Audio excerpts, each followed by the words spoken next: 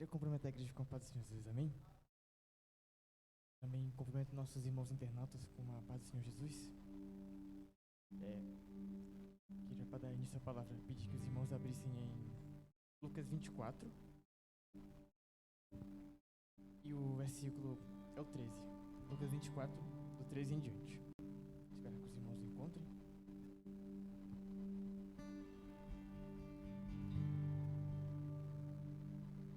Lucas 24, 13.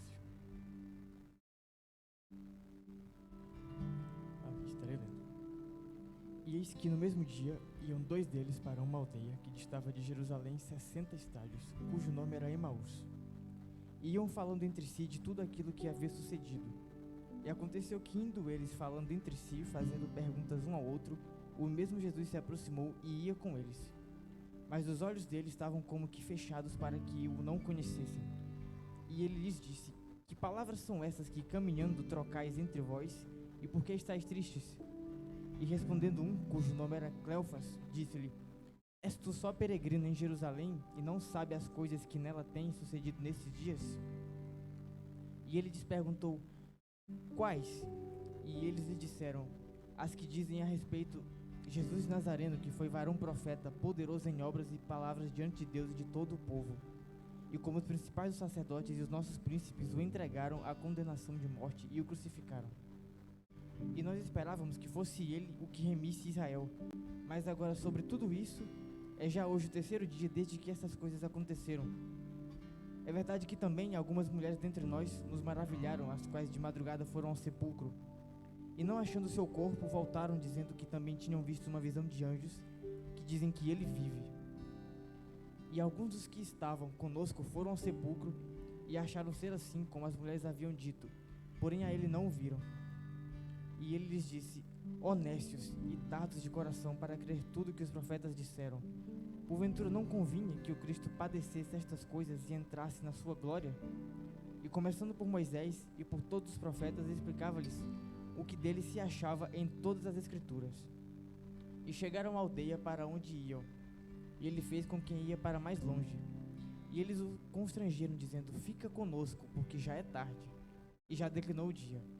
E entrou para ficar com eles. E aconteceu que, estando com eles à mesa, tomando o pão, o abençoou e partiu e lhe deu. E abriram-se então os olhos e o conheceram, e ele desapareceu-lhes. Somente até aqui. Aleluia. Bom, esses dois discípulos, eles estavam fazendo uma caminhada de Jerusalém até uma aldeia chamada Emaús, uma pequena aldeia. E a Bíblia fala que é uma distância de 60 estádios, que é o equivalente a mais ou menos 11, 12 quilômetros. E demora mais ou menos 2 horas e meia para chegar a pé, se a pessoa for rápida, e pode durar até o dobro do tempo, se for andando devagarzinho. Então, Jesus encontra esses dois discípulos e conversando, e chega para eles, do lado deles, e pergunta: Vocês estão falando do quê? E os olhos deles estavam tapados, e eles também não reconheceram a voz do Senhor. O Senhor, ele passou 3 anos e meio com seu ministério na terra, pregando, falando das boas novas do Cordeiro, falando que a salvação, falando que a cura, a bênção, a milagres, que ele iria remir Israel, que ele iria morrer pelo seu povo e ressuscitar após o terceiro dia. 3 anos e meio, e 2 discípulos que ouviram a voz do Senhor. Os estudiosos dizem que eles faziam parte dos 70 escolhidos pelo próprio Jesus para, como dizem em Atos 4, se eu não estiver enganado, onde ele separou os 70 discípulos para saírem em bares pregando o Evangelho. A Bíblia cita o nome de um deles, que era Cleofas, mas não menciona o outro. E eles chegaram lá e já era o declínio do dia, que nos leva a concluir que eles não foram o caminho, eles não percorreram esse caminho em passos rápidos, eles foram devagar, ouvindo a voz do Mestre. Eles prestaram atenção naquilo que Jesus dizia. Como diz a palavra, ele foi falando, começando por Moisés e terminando os profetas. E é óbvio que se ele fosse rápido, não ia dar tempo de Jesus dizer tudo. Jesus está lá falando, ele dizia: eu não estou com pressa, vou sair aqui andando. Não, eles foram prestando atenção em tudo que Jesus dizia. E Jesus, ele podia ter se manifestado para eles em muitos lugares. Eles estavam vindo de Jerusalém. Jesus podia ter aparecido para eles logo no início do caminho, logo em Jerusalém ainda, ou quem sabe no final do caminho, chegando em Emaús. Mas Jesus, ele muitas vezes ele prefere falar conosco no meio do caminho, assim como ele fez com aqueles discípulos. Jesus preferiu ir com eles pelo caminho. E uma das coisas mais difíceis para algumas pessoas, talvez para nós mesmos, é o caminho. Talvez todos queremos, por exemplo, fazer uma viagem. Eu tenho sonho em conhecer Paris ou Japão, quem sabe a Inglaterra, Nova Zelândia. Só que a viagem custa, a gente sabe que tem, dependendo daquilo que a gente pagou, tem conexão e espera no aeroporto, e a gente fica preocupado: será se não vai acontecer alguma coisa? Será se o voo não atrasa? Será se vai dar certo? Será se eu esqueci de trazer alguma coisa? Será se vai me faltar água, vai me faltar comida, vai me faltar o pão, o dinheiro? Meu Deus, e agora? É tanto tempo de espera. Quando eu chegar lá, como é que eu vou fazer? E nós temos todos esses tipos de preocupação no meio do caminho. Mas o Senhor, Ele está conosco durante o caminho. Ele nos encontra no meio do caminho. Ele até pode fazer conosco como Ele fez com Abraão, se revelar logo no início: olha, Abraão, sai da tua terra e vai para uma terra que eu te mostrarei no caminho. Ele não contou para Abraão, olha, logo no início, o que é que ia acontecer, o que Abraão precisava fazer. E Abraão creu, ele saiu, e Deus cumpriu a sua promessa. E da linhagem de Abraão saíram os filhos da promessa, Israel. Eles encontraram a sua terra prometida, tanto sonhada, que Deus havia prometido lá no início para o seu filho Abraão. E nem sempre o caminho ele vai ser agradável, nem sempre o caminho que você quer, o caminho que nós queremos, ele vai ser da forma como a gente quer. Pode acontecer sempre algum imprevisto. Só que o que a gente não percebe é que o caminho ele é o único processo que a gente vai viver o que nos espera no futuro. Se a gente não der o primeiro passo e começar a andar e seguir o caminho, nós nunca vamos chegar até onde aquilo que Deus quer que nós cheguemos. Paulo, que antes era Saulo, ele podia também ter tido uma experiência com Deus logo no início, quando ele estava em Jerusalém. Ele esteve em Jerusalém e presenciou a morte de Estevão. Jesus podia se encontrar com ele alguns minutos depois, algum dia depois, não interessa. Mas Jesus podia ter encontrado Saulo ainda em Jerusalém. Mas aonde é que ele resolveu ter um encontro com Saulo? No caminho de Damasco, onde ele fez com que Paulo caísse do cavalo e ficasse cego. Às vezes nós estamos perdidos e o Senhor às vezes precisa nos colocar no rumo. E para isso, pode ser que Ele te derrube do cavalo, pode ser que Ele te deixe cego por um tempo. Só que Ele prefere te dar essa quedinha para tu voltar pro rumo, voltar pro caminho que Ele quer. Muitas vezes nós também não conhecemos a voz do Senhor. Aqueles dois discípulos, Cleofas e o outro discípulo, não reconheceram a voz de Jesus, que falou com eles ainda antes de passar para a glória. E Paulo também não sabia quem era Jesus. Jesus chegou para Paulo: Paulo, por que me persegues? E o que é que Paulo responde? Quem és tu? Às vezes a gente está tão perdido que a gente não sabe nem quem é nosso amigo e nem quem é nosso inimigo, nem quem a gente persegue, nem quem a gente está contra. Mas o Senhor, Ele abre os nossos olhos para que nós enxerguemos o trajeto correto. E o caminho, ele às vezes parece nos deixar ainda mais longe do destino. Parece que quando a gente está no meio, falta tanto. Eu ouvi um relato que um homem numa viagem, ele encontrou uns amigos no rio, e os seus amigos estavam num barco. Ele falou: olha, meus amigos estão ali, eu vou nadar até eles. E parecia para ele que estava mais perto o barco, mas não estava. Ele começou a desesperar e viu: não vai dar. Se eu nadar mais um pouquinho, eu vou cansar. É melhor eu gritar para eles e ver se alguém vem. E ele começou a gritar: olha, eu não consigo, eu não chego, eu calculei mal. E então os amigos gritaram: olha, tu consegue, nada, vem. E o piloto do barco disse: fica aí, que eu vou ir te buscar. E se nessas horas a gente não escutar a palavra correta, pode ser que aconteça alguma coisa de mal. Pode ser que realmente, se ele tivesse nadado, escutado os amigos, ele chegasse. Mas se não, ele podia ter dado uma cãibra, com um cansaço, ele não conseguisse mais se mover. E Deus faz assim conosco. Ele prefere: fica aí quietinho, que eu é que vou aí te buscar. Quando você está num encrenque, no meio de um problema, é o Senhor que vai te resgatar. Quando mais ninguém pode, é o Senhor que vai atrás de ti, onde quer que você esteja, porque as mãos do Senhor alcançam qualquer lugar. Como Pedro, por exemplo, pediu permissão para Jesus: Jesus, se és tu mesmo, então me permite que eu vá ter contigo sobre as águas. E o Senhor então disse: vem. Então Pedro começou a duvidar e afundou. Mas no mesmo momento Pedro também disse: Jesus, socorro.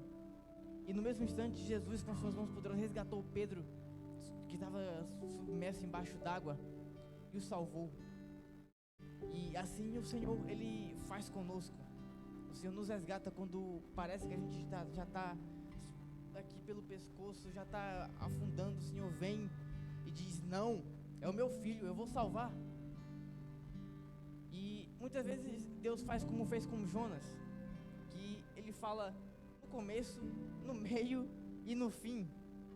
Porque o Senhor, às vezes Ele prefere falar contigo o tempo todo do que te perder. Ele diz: Jonas, vai para Nínive. Não, vou para Tarsis. Jonas, prega. Não, vou fugir. Então Jonas foge. No meio do caminho, Jonas percebe: não, Deus está querendo falar alguma coisa comigo. Eu vou ter que dizer para eles me jogarem no barco. É Deus. Senão outras pessoas vão ter problema por causa de mim. O barco deles vai afundar e o problema sou eu. Deus está atrás é de mim. Então, dentro da baleia, Deus fala com Jonas. E depois que ele sai da baleia, Deus fala com Jonas. A gente está tão com a cabeça nas nuvens que a gente está igual Jonas. Jonas estava meio bipolar. Uma hora estava feliz, outra estava triste. Estava feliz: meu Deus, olha, tá aqui uma borboleta, nasceu a sobrinha. Depois a borboleta morreu. Deus, quero morrer. Passou a felicidade do instante. Morreu a borboleta, morreu. Morreu junto com a borboleta a alegria de Jonas. Quantos de nós já nos encontramos desse jeito bipolar assim? E eu também.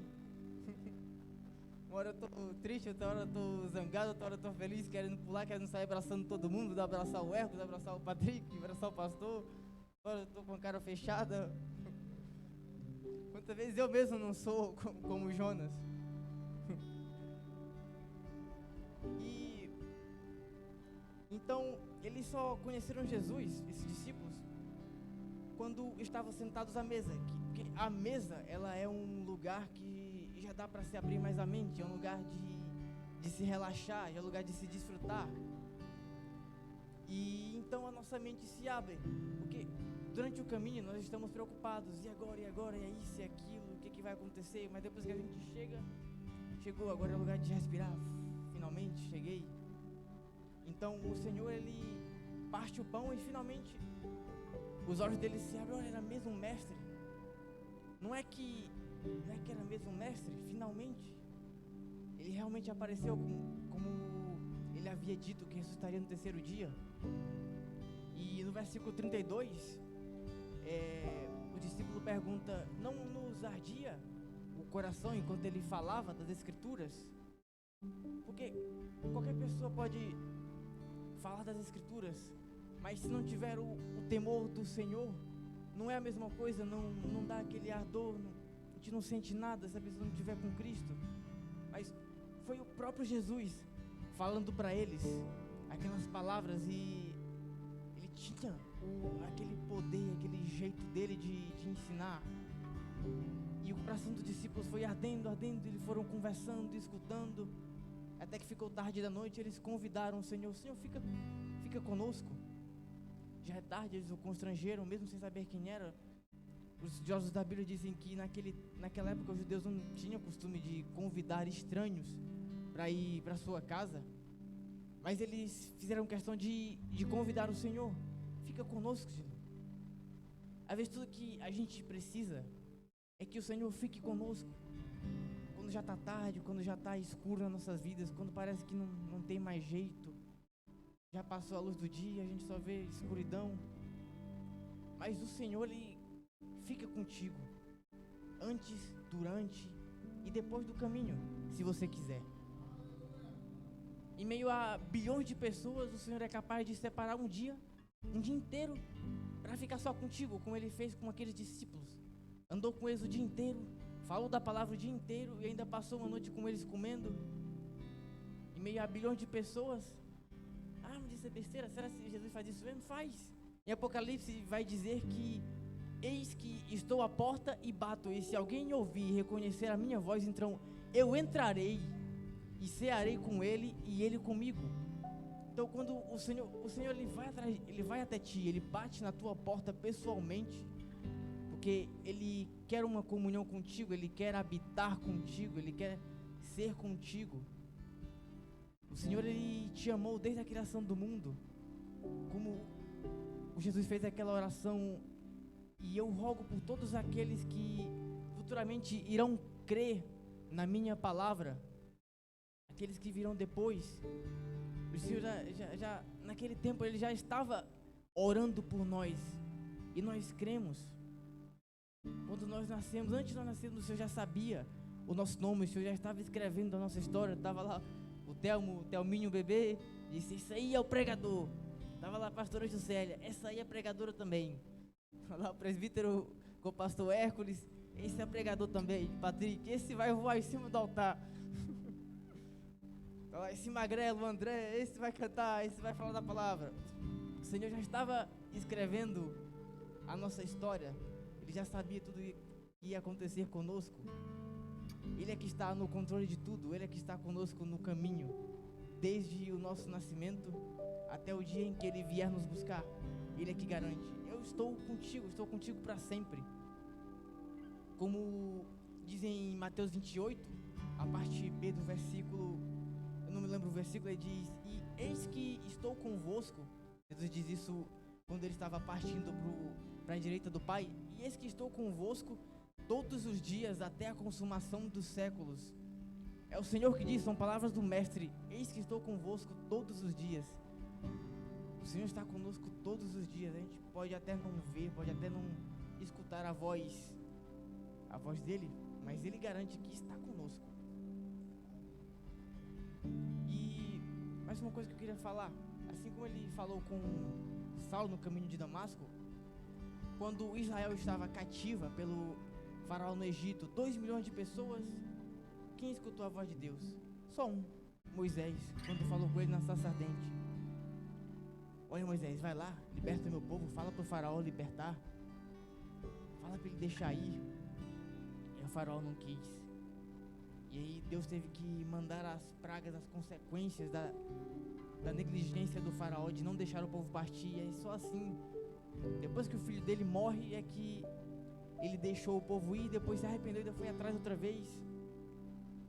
Mas aí eles conseguem vencer, o Senhor peleja pelo seu povo. E aí no caminho, aí sim, não foi só Moisés que viu, não foi só Moisés que ouviu a voz do Senhor. Aí já eram os 2 milhões por inteiro. Os 2 milhões viram o maná cair do céu. Os 2 milhões viram a coluna de fogo à noite. Os 2 milhões viram a nuvem. Os 2 milhões viram água brotar da rocha. Os 2 milhões viram Canaã. Os 2 milhões aproveitaram a promessa que Deus havia feito para Abraão.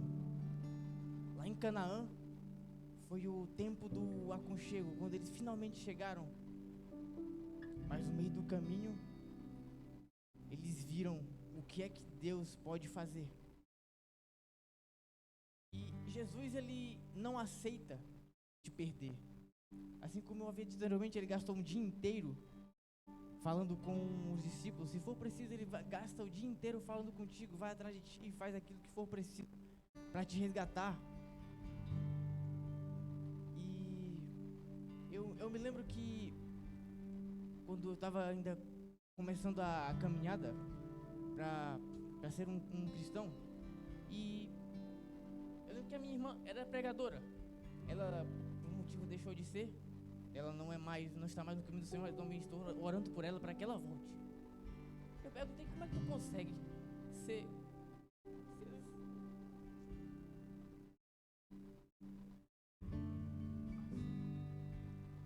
eu perguntei para ela, como tu consegue ser pregador? Eu não consigo.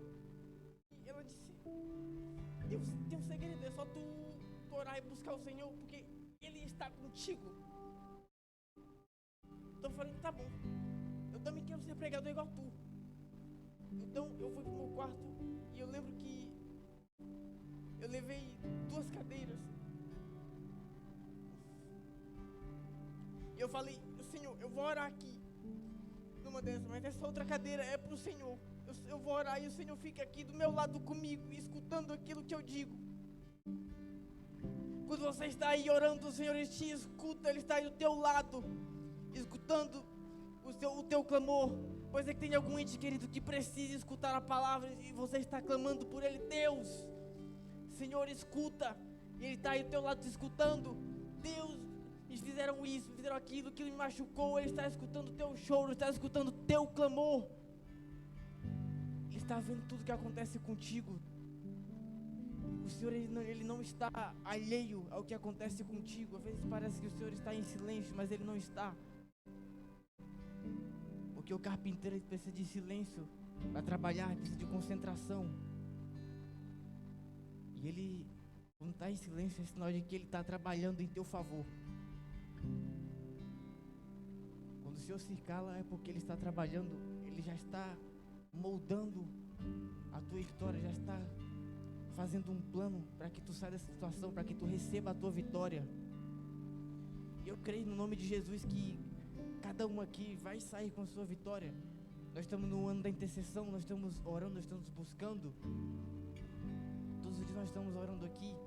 E nós cremos que mais milagres ainda vão acontecer. Já aconteceram milagres antes, vão acontecer mais ainda. E pessoas ainda vão contar as suas bênçãos, ainda vão testemunhar aquilo que o Senhor é capaz de fazer.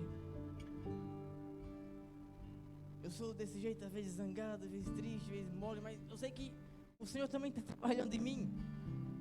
Eu não sou nenhum santo, longe disso. Mas eu sei que Jesus é que é capaz de nos moldar, de nos purificar, de nos transformar, de mudar a nossa vida por completo. Eu lembro de uma passagem que Jesus estava escrevendo na areia. E muita gente se pergunta por que Jesus ficou escrevendo na areia. E o pastor já disse que ele estava fazendo desenho, escrevendo algumas letras, escrevendo alguma coisa. Dizem que estava escrevendo uma nova história para aquela mulher a qual as pessoas estavam acusando e queriam apedrejá-la pelo crime de prostituição. E dizem, olha, os teus acusadores onde é que estão? Tem aqui nenhum. Olha, então vá e não peques mais. A tua história, ela já está reescrita. Eu já reescrevi o teu caminho. Tu não é mais aquilo que tu é. Agora tu é serva do Senhor. Agora tu é crente de verdade. Fui eu que te resgatei, fui eu que te salvei. Também o Senhor, Ele levanta os paralíticos da cama. Ele diz, olha, levanta a tua cama contigo. Para quê? Para o paralítico lembrar, olhando para aquela cama, olha, agora eu estou em pé. Mas antes de Jesus, eu estava deitado naquilo, eu estava naquele leito, eu estava naquela cama. E o Senhor me resgatou. Eu vou lembrar disso para sempre, eu vou agradecer o Senhor para sempre. O meu coração vai ser para sempre grato por todos os benefícios. O Senhor, a palavra do Senhor diz, o que darei eu por todos os teus benefícios? E para concluir a mensagem, queria dizer que o Senhor, Ele está conosco o tempo todo. Ele sempre esteve conosco e vai continuar conosco até a vinda do noivo. E assim eu agradeço a minha oportunidade em nome de Jesus.